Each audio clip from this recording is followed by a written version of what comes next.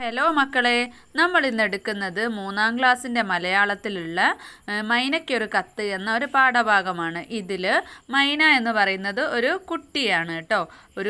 ആ കുട്ടി കഴിച്ച ബിസ്ക്കറ്റിൻ്റെ കവറ് അവൾക്ക് എഴുതുന്ന കത്താണിത്. അപ്പോൾ കത്ത് എഴുതുമ്പോൾ മക്കൾ എന്ത് ശ്രദ്ധിക്കണം? വലതുഭാഗത്ത് മുകളിലായിട്ട് സ്ഥലവും ഡേറ്റും ഇടാൻ മറന്നു പോകരുത് കേട്ടോ. പിന്നെ ഇടതുഭാഗത്ത് എഴുതി തുടങ്ങുന്ന സമയത്ത് ആ ലൈന് കീപ്പ് ചെയ്യാൻ ശ്രദ്ധിക്കണം കേട്ടോ. ആർക്കാണോ കത്തെഴുതുന്നത് അതിന് താഴെയായിട്ട് ഇങ്ങനെ വൃത്തിയിൽ നീളത്തിൽ നിങ്ങൾ ഏത് പേജിലാണോ എടുക്കുന്നത് ആ ഒരു പേജിൽ നീളത്തിൽ എഴുതി കൊടുക്കണം കേട്ടോ, ഇതിലുള്ളതുപോലെ തന്നെ. അപ്പോൾ നമുക്ക് വായിച്ച് നോക്കാമല്ലേ. മൈനയ്ക്കൊരു കത്ത്. കാക്കത്തോട് 1/6/2024. പ്രിയപ്പെട്ട മൈനയ്ക്ക്, നിനക്കെന്നെ അറിയില്ലേ? ഇന്നലെ ട്രെയിനിൽ വെച്ച് നമ്മൾ പരിചയപ്പെട്ടതാണല്ലോ. അച്ഛൻ നിനക്ക് വാങ്ങിത്തന്ന ബിസ്ക്കറ്റിൻ്റെ കവറാണ് ഞാൻ. ബിസ്ക്കറ്റ് തിന്നു കഴിഞ്ഞ് നീ എന്നെ പുറത്തേക്ക് എറിഞ്ഞില്ലേ? കാറ്റിൽ പാറി നടക്കുമ്പോൾ എനിക്ക് ആദ്യം സന്തോഷമാണ് തോന്നിയത്. പക്ഷേ ഞാൻ ചെന്നു വീണത് റെയിൽപാളത്തിന് അരികിലുള്ള ഒരു തോട്ടിലാണ്.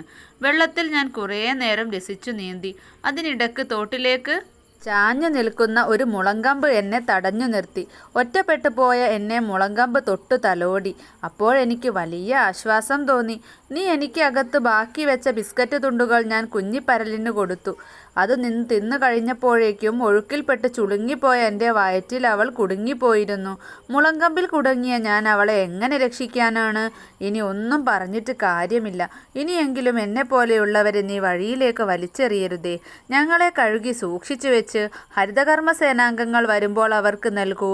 അവർ ഞങ്ങളെ ഉപകാരമുള്ള മറ്റെന്തെങ്കിലും ആക്കി മാറ്റും. നീ എന്നെ വലിച്ചെറിഞ്ഞതുകൊണ്ട് ഞാൻ മാത്രമല്ല, പരൽമീനും അച്ഛനമ്മമാരിൽ നിന്ന് ഒറ്റപ്പെട്ടതിനാൽ സങ്കടത്തിലായി. ഇനിയെങ്കിലും ഞങ്ങളെപ്പോലെയുള്ളവരെ പുറത്തേക്കെറിയാതിരിക്കണേ. നിങ്ങളുടെ മണ്ണും വെള്ളവും ചുറ്റുമുള്ള ജീവികളും നശിച്ചു പോകാതിരിക്കട്ടെ. നിനക്ക് നന്മകൾ നേരുന്നു. സ്നേഹത്തോടെ ബിസ്ക്കറ്റ് കവർ.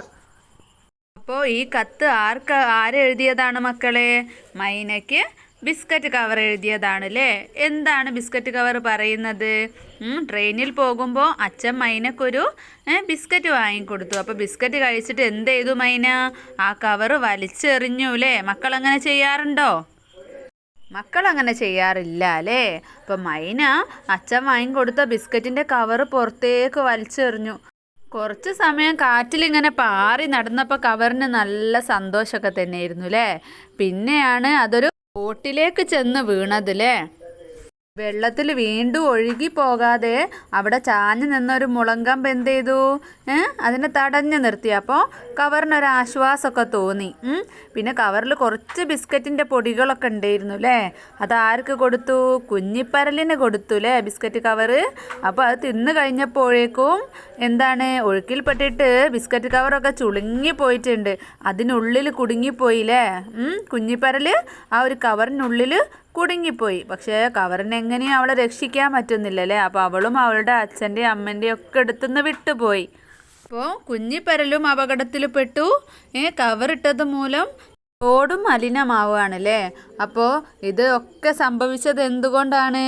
മൈന ആ കവറ് വലിച്ചെറിഞ്ഞത് കൊണ്ടല്ലേ. അപ്പോൾ നമ്മൾ എന്ത് ചെയ്യുക? പ്ലാസ്റ്റിക്കും മറ്റു വേസ്റ്റുകളൊന്നും തന്നെ വലിച്ചെറിയരുത് അല്ലേ. അത് നമ്മുടെ വീട്ടിലൊക്കെ വരലില്ലേ, കുറച്ച് ചേച്ചിമാരൊക്കെ വരുമല്ലോ. ഹരിതകർമ്മ സേനാംഗങ്ങളല്ലേ അവർ. വേസ്റ്റ് എടുക്കാൻ വരുന്നത് മക്കൾ കണ്ടിട്ടുണ്ടോ? അപ്പോൾ കവറിൽ വീട്ടിൽ എന്ത് പറയുക? അച്ഛനോടും അമ്മയോടും ഒക്കെ പറയുക, വേസ്റ്റിന് വലിച്ചെറിയരുത്, നിങ്ങൾ അങ്ങോട്ട് പറഞ്ഞു കൊടുക്കുക. എന്നിട്ട് കവറ് ഒക്കെ എന്ത് ചെയ്യുക? ഒരു ചാക്കിലാക്കി വെച്ചിട്ട് ഹരിതകർമ്മ സേനാംഗങ്ങൾ വരുമ്പോൾ കൊടുക്കുക. അപ്പോൾ നമ്മളിങ്ങനെ ഓരോ സാധനങ്ങൾ വലിച്ചെറിയുന്നത് മൂലം എന്ത് സംഭവിക്കും? നമ്മുടെ മണ്ണും വെള്ളവും ജീവികളും ഒക്കെ നശിച്ചു പോകൂലേ. ഇനി നമുക്ക് ഈ പാഠഭാഗത്തുള്ള ക്വസ്റ്റ്യൻസ് നോക്കിയാലോ? ചോദ്യങ്ങൾ നോക്കാം അല്ലേ. ഒന്നാമത്തെ ചോദ്യം എന്താണ്? ബിസ്ക്കറ്റ് കവറിനും പരൽമീരിനും മാത്രമാണോ ഇത്തരത്തിൽ ദുരിതം അനുഭവിക്കേണ്ടി വരിക? മറ്റൊരു ജീവിയോ വസ്തുവോ എഴുതാനിടയുള്ള കത്ത് തയ്യാറാക്കൂ.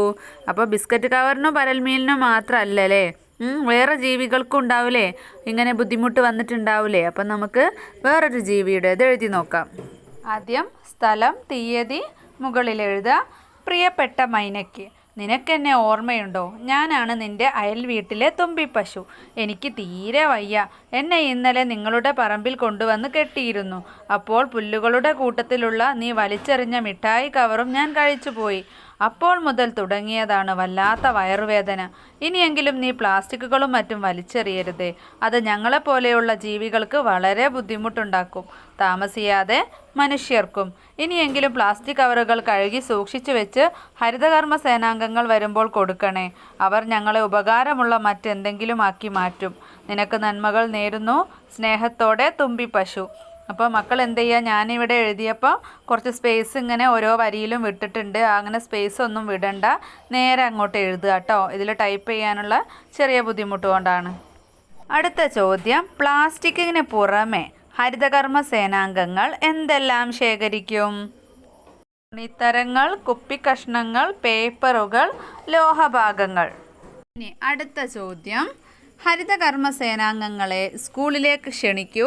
അവരോട് എന്തൊക്കെ ചോദിച്ചറിയാം. അപ്പം മക്കൾ ചോദ്യങ്ങൾ ഉണ്ടാക്കുക വേണ്ടത്. ഇവിടെ കുറച്ച് ചോദ്യങ്ങൾ തരാം. ഇനി കൂടുതൽ മക്കൾ കൂട്ടിച്ചേർക്കണേ. ഏത് തരം മാലിന്യങ്ങളാണ് കൂടുതൽ ലഭിക്കാറുള്ളത്? നിങ്ങൾ മാലിന്യങ്ങളെ എങ്ങനെയാണ് വേർതിരിക്കുന്നത്? ജനങ്ങൾ നിങ്ങളോട് പൂർണ്ണമായും സഹകരിക്കാറുണ്ടോ? നിങ്ങൾ ശേഖരിക്കുന്ന മാലിന്യങ്ങൾ എവിടെയാണ് സംസ്കരിക്കുന്നത്? എന്തൊക്കെ തരം മാലിന്യങ്ങളാണ് ശേഖരിക്കാറുള്ളത്? കുറഞ്ഞ വേതനത്തിലും ഈ ജോലി തിരഞ്ഞെടുക്കാനുള്ള കാരണം എന്താണ്? ശേഖരണ സമയത്തുള്ള ഏതെങ്കിലും ഒരു അനുഭവം പറയാമോ? നിങ്ങളുടെ മാലിന്യ സംസ്കരണ രീതി പ്രകൃതിക്ക് ദോഷമാണോ? പുനരുപയോഗ സാധ്യതയുള്ളവ എന്താണ് ചെയ്യുന്നത്? പുതിയ തലമുറ എന്ന നിലയ്ക്ക് പ്ലാസ്റ്റിക്കുകളുടെ അമിത ഉപയോഗത്തെപ്പറ്റി ഞങ്ങൾക്ക് എന്താണ് പറഞ്ഞു തരാനുള്ളത്? സ്ഥിരമായി വീടുകളിൽ നിന്നും പ്ലാസ്റ്റിക്കുകൾ തരാറുണ്ടോ? ഏതെങ്കിലും വീട്ടിൽ പോയപ്പോൾ പ്ലാസ്റ്റിക് അലക്ഷ്യമായി വലിച്ചെറിയുന്നത് കണ്ടിട്ടുണ്ടോ? ഈ ഒരു ജോലിയിൽ നിങ്ങൾ സംതൃപ്തരാണോ? നിങ്ങളോട് തീരെ സഹകരിക്കാത്ത ആളുകളുണ്ടോ? നിങ്ങൾ എത്ര പേരാണ് ഒരു സ്ഥലത്തേക്ക് പോകുന്നത്? തുടങ്ങിയ ഒരുപാട് ചോദ്യങ്ങൾ എഴുതാട്ടോ. അപ്പോൾ ഈ ഒരു പാഠഭാഗം മക്കൾക്ക് മനസ്സിലായിട്ടുണ്ടെങ്കിൽ ലൈക്ക് ചെയ്യുക, ഷെയർ ചെയ്യുക, സബ്സ്ക്രൈബ് ചെയ്യുക കേട്ടോ. നിങ്ങൾക്ക് വേറെ ക്ലാസ്സിൻ്റെതോ ഈ ക്ലാസ്സിൻ്റെ തന്നെ വേറെ ഏതെങ്കിലും സബ്ജക്റ്റോ ഈ സബ്ജക്റ്റ് തന്നെ വേറെ ഏതെങ്കിലും പാഠങ്ങളോ കിട്ടണമെങ്കിൽ നിങ്ങൾ പ്ലേലിസ്റ്റ് ചെക്ക് ചെയ്യുക, അല്ലെ വീഡിയോസ് ചെക്ക് ചെയ്യുക കേട്ടോ. എളുപ്പത്തിന് പ്ലേലിസ്റ്റ് ചെക്ക് ചെയ്താൽ ക്ലാസ്സും സബ്ജക്റ്റും ടൈപ്പ് ചെയ്യുകയാണെങ്കിൽ നിങ്ങൾക്ക് ആവശ്യമുള്ള ക്ലാസ്സുകൾ കിട്ടുന്നതാണ്. അപ്പോൾ അടുത്ത ക്ലാസ്സിൽ കാണാം.